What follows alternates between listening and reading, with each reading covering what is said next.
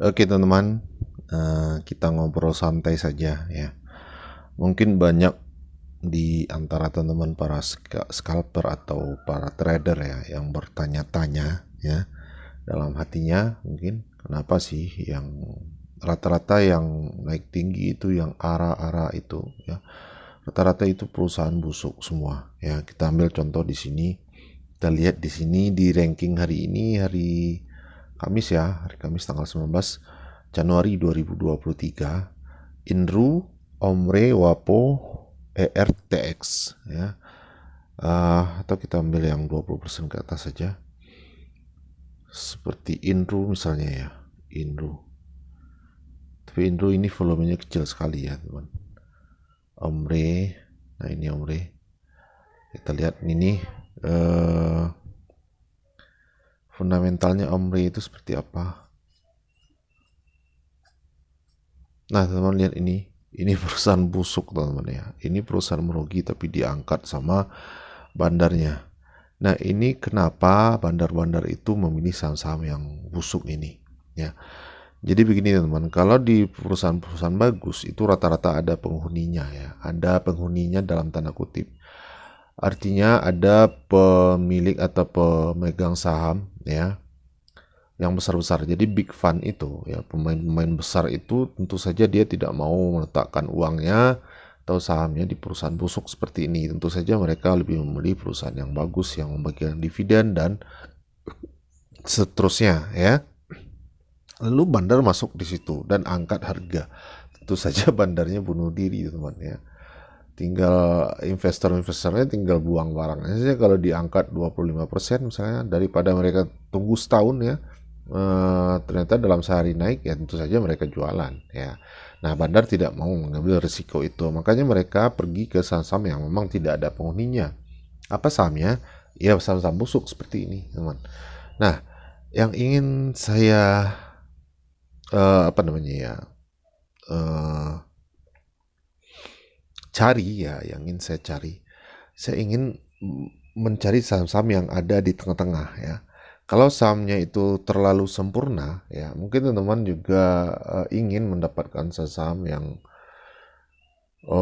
naiknya itu agak cepat dibandingkan kita masuk ke saham-saham dengan fundamental bagus ya, tapi dia agak lama ya. Mungkin teman-teman dan saya pun selaku investor retail ya yang punya modal kecil, kita akan terus mencari mana sih peluangnya. Ini sedikit beresiko tapi kenaikannya agak cepat. Nah saya ingin berada di tengah-tengah itu, tidak terlalu bagus sahamnya, tidak terlalu sempurna ya, tapi juga tidak terlalu bobrok seperti Omre ini misalnya ya, tidak terlalu busuk. Katakanlah dia secara fundamental bagus misalnya ya, dia punya hutang ya, itu minusnya, tapi kinerjanya bagus. Nah kita mau mencari saham yang seperti itu. Nanti kalau teman-teman punya apa namanya saham-saham dengan karakter seperti itu ya, teman-teman komentar di bawah, nanti kita analisa bersama-sama, kita diskusikan bersama-sama, siapa tahu kita bisa mendapatkan apa namanya informasi-informasi atau poin-poin yang memenuhi syarat untuk kita beli ya. Contohnya seperti Okas ini, teman-teman bisa lihat Okas ini naik 3 hari berturut-turut kemarin ya. Ini perusahaan sebenarnya tidak bagus-bagus amat ya. Kenapa? Karena teman-teman bisa lihat di sini dia juga tidak terlalu jelek. Teman-teman bisa juga lihat ini PS-nya. Dia punya laba yang cukup bagus ya, peningkatan labanya. Kemudian teman-teman bisa lihat ini utangnya juga banyak ya. Asetnya 2,68 triliun. Nah, teman-teman bisa lihat liability-nya 2,48 triliun. Artinya utangnya 2,48. Jadi dia punya utang banyak sekali, tapi perusahaannya bagus. Teman-teman bisa lihat ini di 2020 mereka rugi terus, di 2022 juga, 2021 juga, kemudian di 2022 mereka bangkit dan keluar dengan profit. Nah, perusahaan seperti inilah kira-kira yang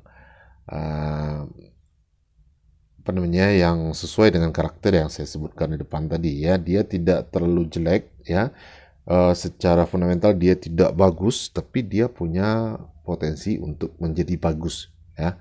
Nah biasanya itu sahamnya masih murah, investor besar pun tidak akan masuk di perusahaan ini dengan dana besar, teman, karena dia tidak bagikan dividen. Nah, dengan begitu tentu saja bandar berani untuk mengangkat harga ini karena tidak ada dalam tanda kutip penghuni dari saham ini, ya, dan masih jauh di bawah harga wajarnya, ya, seperti Okas ini. Kalau kita lihat dari EPS-nya, seharusnya dia dihargai di Rp780, teman, ya. Tapi ini catatannya, ini bukan rekomendasi untuk teman-teman beli, ya. Walaupun saya pernah pas Okas ini, waktu itu saya rekomendasikan, tapi untuk swing untuk beberapa waktu, dan saya juga membatasi untuk teman waktu itu untuk memasang stop loss kalau seandainya Okas ini terus turun, ya, karena saya melihat ada potensi untuk Okas ini. Nah, sekarang dia punya IPS 78, artinya dia punya harga mahal itu di 780, ya, dan murahnya di 350 atau 360-an. Tapi ini masih di bawah harga fundamentalnya, ya. Masih berpotensi untuk naik terus. Tapi ini sekali lagi bukan rekomendasi karena dia secara fundamental tidak terlalu bagus. Dia juga tidak membagikan dividen. Teman bisa lihat di sini. Kita hanya mencoba untuk mencari-cari saham yang seperti ini, ya. Siapa tahu nanti dapat saham-saham dengan karakter seperti ini. Kita masih bisa masuk di bawah-bawah, ya, sebelum harganya diangkat naik seperti ini. Kemudian kita keluar dengan profit. Tapi ingat ya teman, ini risikonya sangat besar sekali, ya, karena bisa saja karena ini masuk kategori gorengan, ya.